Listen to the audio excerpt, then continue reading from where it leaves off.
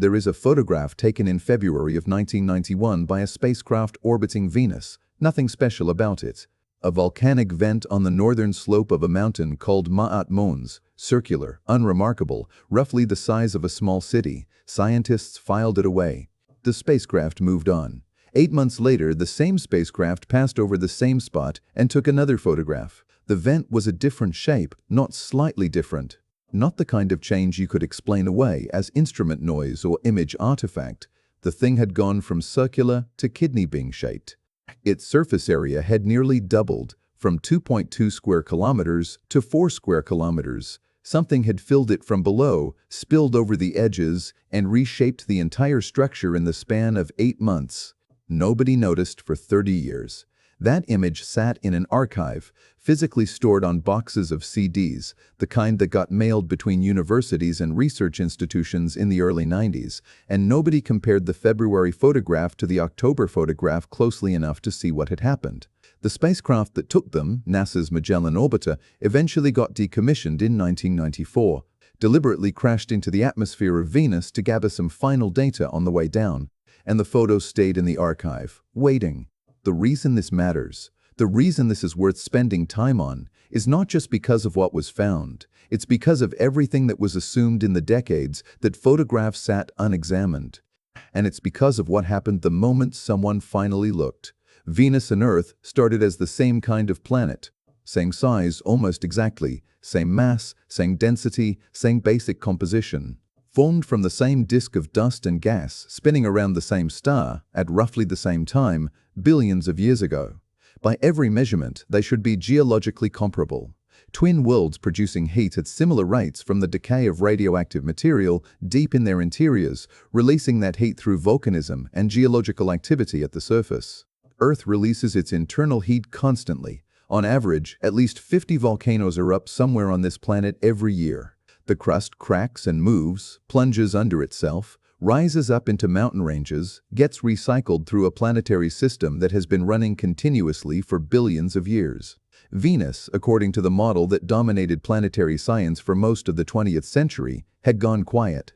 The idea was something called stagnant lid convection, a process where heat bleeds upward slowly through a single unbroken plate of crust without the dramatic surface expression Earth produces. No tectonic plates on Venus. No active volcanoes. Just a dead world baking under an atmosphere of carbon dioxide and sulfuric acid. Surface temperatures averaging 465 degrees Celsius. Pressure at the ground 90 times what you'd experience standing at sea level here. A greenhouse effect that had spiraled completely out of control. Ancient, scorched, geologically frozen. That model made sense. It fit the data available at the time. And for decades, through the Venera landers, through Magellan's mapping mission, through ESA's Venus Express orbiter, nobody had found direct evidence of a recent eruption. Scientists noted suspicious hotspots. They argued about what the thermal emission data from Venus Express might mean. But direct geological proof of active volcanism? Nothing. The picture stayed the same. Venus was dead. The thing is, and this is the part that nobody really talked about openly, the absence of proof was doing a lot of work there. The tools scientists had in the 1990s weren't capable of making certain kinds of comparisons quickly. Magellan's radar data existed on physical media, cumbersome to work with, requiring manual cross-referencing of orbital passes to spot surface changes over time. The computing power simply wasn't there, so when nothing obvious jumped out, the assumption held. Dead planet. Move on. And for a long time, that's exactly what happened. Robert Herrick is a research professor at the University of Alaska Fairbanks, geophysicist, member of the science team attached to a proposed NASA mission called VERITAS. In 2021, NASA had selected VERITAS under its Discovery program as the agency's next mission to Venus, the first return to Venus since Magellan. Herrick and his colleagues were excited. The mission was going to launch between 2027 and 2030. It was going to produce high-resolution three-dimensional maps of the surface, study the planet's gravitational field, carry a near-infrared spectrometer to measure surface composition. Real answers, finally, to real questions. That excitement, apparently, is what drove Herrick to spend 200 hours manually doing what the computers of the 1990s couldn't do automatically. 200 hours. Just sit with that for a second. That's 5 full work weeks of doing nothing but pulling up pairs of Magellan radar images. Same location, different orbital passes, different months, and staring at them side by side, looking for anything that didn't match. He wasn't even sure he'd find anything. He said so himself. "I didn't really expect to be successful," he told NASA afterward. "But after about 200 hours of manually comparing the images of different Magellan orbits, I saw 2 images of the same region taken 8 months apart, exhibiting telltale geological changes caused by an eruption."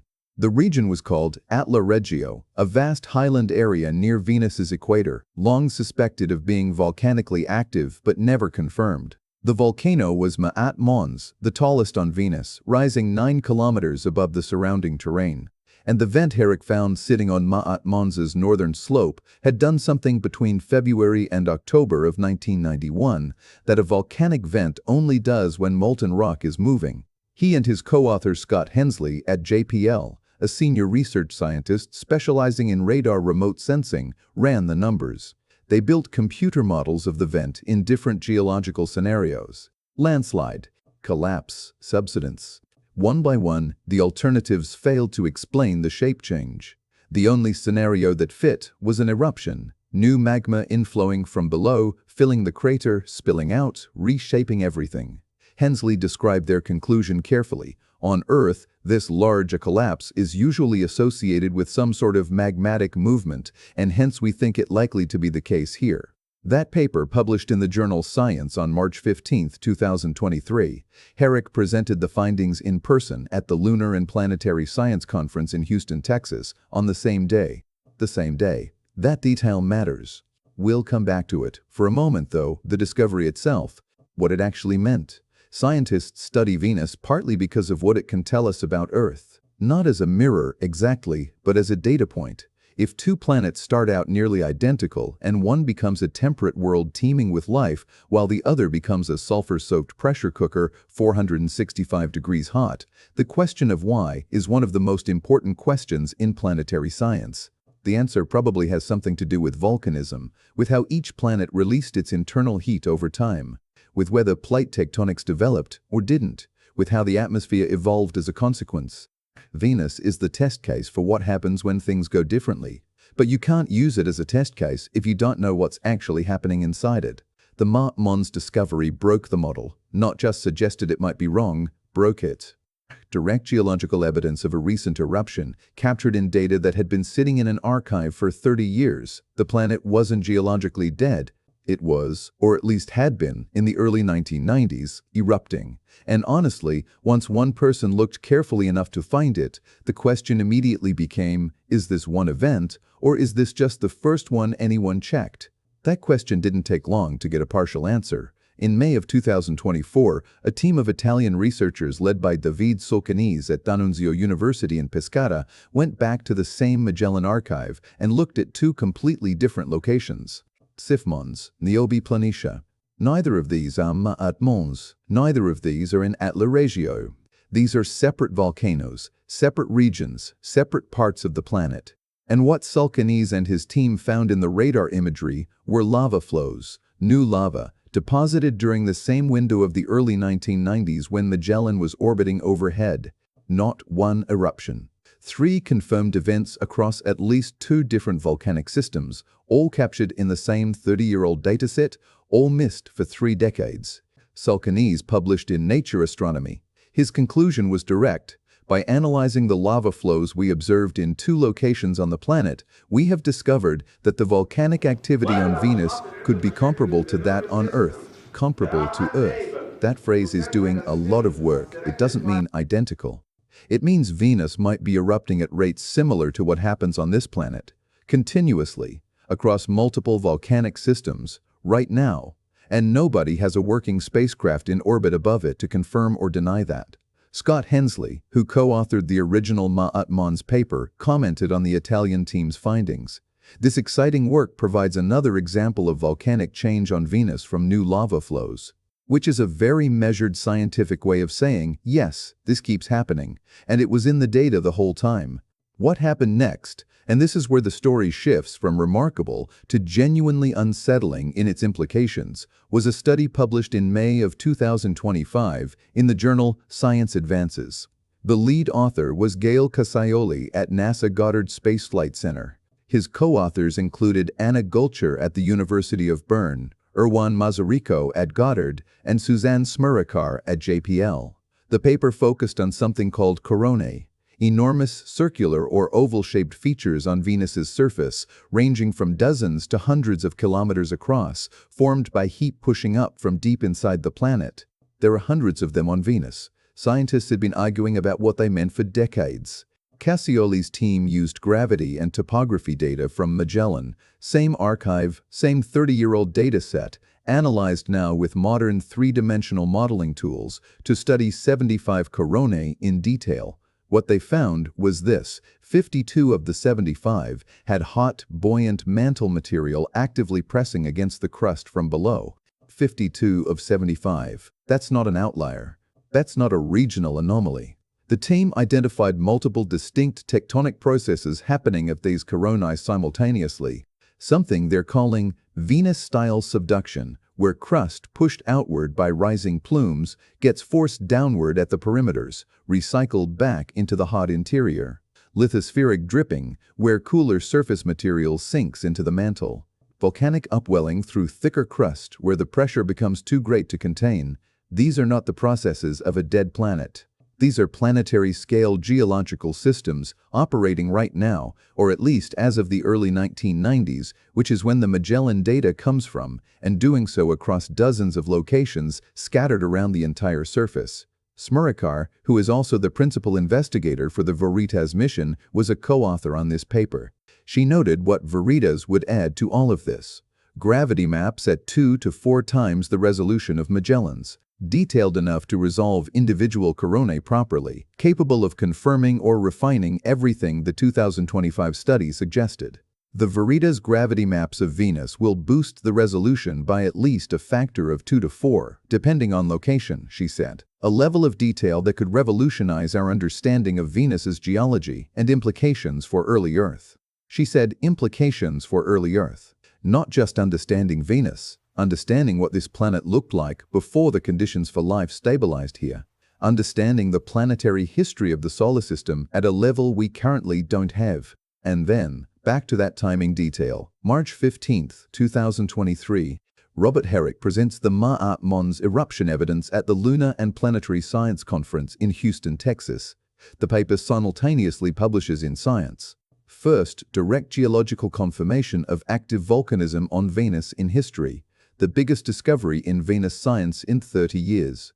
The same morning, at the same conference, Sue Smurakar, principal investigator of Veritas, stands up at a town hall meeting and announces that all development funding for Veritas has been pulled, not reduced. Pulled. The projected budget for Veritas in fiscal year 2024 had been $56.7 million. The White House budget proposal that came out in March of 2023 allocated $1.5 million per year and held it there, flat, through fiscal year 2028, $1.5 million. That's enough to keep the science team technically employed on paper. It is not enough to build anything, test anything, or advance the mission toward launch in any meaningful way. The engineering team was told to stand down, not reassigned, stood down. The mission's engineering wing effectively disbanded. And nobody explained why, not really. The official reason given was a chain reaction from problems at JPL. An independent review into why the Psyche asteroid mission missed its 2022 launch window had found what it called an imbalance between the workload and available workforce at JPL. Veritas, also managed through JPL, got selected as the mission to absorb the pain. The logic, such as it was, slow Veritas down, free up JPL's capacity, let other missions get out the door, restart Venus later. Paul Byrne, Associate Professor of Earth and Planetary Sciences at Washington University in St. Louis, and someone who had known about the delay since fall of 2022 before it was announced publicly, was not measured about his reaction. The Veritas science team now has an undeserved and unfair throttling back of their work for at least 3 years, he said. Darby Dyer, the deputy principal investigator of VE described the stand-down order as highly unusual, perhaps unprecedented, and pointed out that the mission had actually requested bridge funding at a January meeting, pointing out that even delayed missions typically receive what's called bridge funding, enough to keep critical work moving in the interim. VE had actually requested that bridge funding at a meeting in January of 2023. NASA turned them down. Luciano Ies, a scientist at Sapienza University of Rome and a member of the Veritas science team, learned about the initial delay while he was on a hike. He described it as an astonishing surprise. He also said something that isn't mentioned much in the coverage. He was concerned about what this did to NASA's relationship with the Italian Space Agency, which is a formal partner on Veritas. International partnerships in science take years to build. They don't just pause when the funding does. The Planetary Society, the American Geophysical Union, and universities including Tulane and Mount Holyoke signed an open letter to Congress calling the VERITA's delay uncalled for and asking lawmakers to establish a 2029 launch date. There was a social media campaign. There was public pressure. By March of 2024, NASA had signaled it would move forward again, but the launch date stayed at no earlier than 2031, a 4-year slip from what had been selected as the timeline just 3 years earlier. And then, as if the story hadn't had enough complications, the next round of budget trouble arrived. The Trump administration's 2026 budget proposal, put forward in mid-2025, included both Da Vinci and Veritas in its proposed cuts. Not as collateral damage this time, directly listed alongside dozens of other missions proposed for cancellation. NASA's Science Division was looking at cuts of nearly 50%. The Planetary Science Division specifically faced the possibility of losing more than 40 missions simultaneously, including ongoing operations like Mars Odyssey and Mars Express. ESA, which is constructing an orbiter called Envision to study Venus from orbit, relies on a NASA-built radar instrument called VENSAR that JPL is currently building. The Trump administration's proposal included VENSAR in its list of cuts. Scientists started saying openly that ESA might be better off building an alternative instrument in Europe rather than waiting on a NASA partner that might not deliver. That conversation was happening in January of 2026. Congress pushed back. In January of 2026, a budget bill passed that restored most of NASA's science funding. Da Vinci and Veritas were listed among the missions Congress explicitly protected. Scientists at the Planetary Society described breathing a collective sigh of relief, but the Planetary Science Division's budget for 2026 still came in $200 million less than the prior year's allocation. And Louise Proctor, director of NASA's Planetary Science Division, said at the Lunar and Planetary Science Conference in March of 2026, plainly and without softening it, "Not everything can continue forward or continue forward in the same way," she said. And this is the sentence that should probably bother anyone paying attention. It's going to be a challenge getting all 3 Venus missions to continue. All 3. Da Vinci, Veritas. The U.S. contribution to Envision, 3 missions, all of them responding to the same chain of discoveries in the Magellan Archive. 3 missions, all designed to properly study the planet that just turned out to be alive, active, and doing something at its surface and in its interior that nobody fully understands yet. And the Science Division director is saying she doesn't know if they can all move forward. Now, to be fair, there are people who argue the situation isn't as dire as it sounds. Some scientists point out that even with Veritas delayed, Da Vinci is still moving, Envision is under construction at ESA, and between them, those 2 missions will address meaningful scientific questions about Venus. That's true. There's also a reasonable argument that the initial VERITA's delay, whatever its political optics, was rooted in a real problem at JPL that needed addressing. The independent review wasn't wrong that the lab was overstretched. But the counter-argument is harder to dismiss. Veritas is the mission most specifically designed to do what the 2025 Coronae study is asking for: high-resolution gravity maps, 3-dimensional surface modeling, the ability to study 427 coronae instead of 75. 427. The number Cassioli's team calculated that Veritas would be able to observe. Right now, working with Magellan's aging data, they can finally resolve 12 of them. Veritas would resolve dozens. The difference between what we know now and what we could know, with Veritas flying on schedule, isn't marginal, it's categorical. And what gets lost in the budget debate is something that doesn't have a dollar figure: the 30 years that already passed while the first evidence sat in an archive untouched. Herrick's 200 hours of manual work found something Magellan had photographed in 1991. That's not an argument against delayed missions. It's an argument about what delay actually costs in science terms. Every year Veritas doesn't fly is a year of Venus's surface we don't have a modern record of. Whatever is happening on that planet right now, and based on everything from the Magellan data, something is. There is no spacecraft watching it. Ma'at Mons erupted, or did something that looked exactly like erupting, in 1991. Sif Mons and Niobe Planitia did the same around the same period. 52 of 75 major surface features have active hot material pressing against them from below. And the planet is currently being studied by 0 active missions in orbit above it. The most recent data is 30 years old. Whatever changed between then and now is, for the moment, invisible. That's the part nobody really lingers on. Not the discovery, not even the defunding, as frustrating as that is. The part that doesn't quite go away is the realization that Venus is doing something right next to us.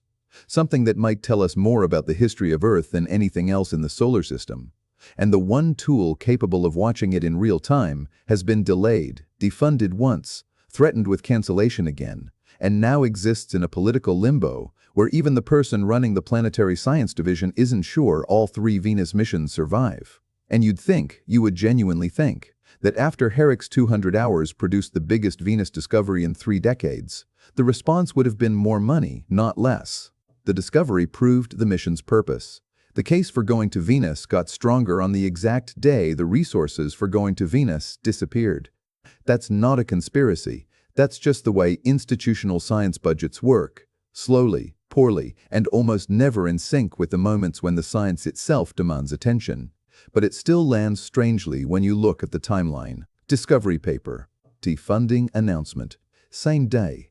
The February image, the October image, 200 hours to find what had been sitting in a box of CDs since 1991. And as of right now, today, a 9-kilometer volcano on a world tens of millions of kilometers away is doing whatever it's doing, and nobody is watching, and the mission designed to watch it is still years away from launch at best, still negotiating its survival in congressional budget cycles, still waiting on a planetary science division that knows what the right answer is and isn't sure it has the resources to pursue it.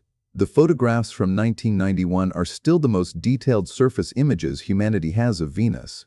That vent on Ma'at Mons, the one that doubled in size in 8 months, the one that changed from circular to kidney bean shaped while Magellan flew overhead, nobody knows what it looks like today. If you've been following the Venus science story and you've got a theory on where this ends up, whether Veritas actually launches, whether the coronae data changes how the budget conversation goes, whether any of this eventually gets the attention it should, drop it below.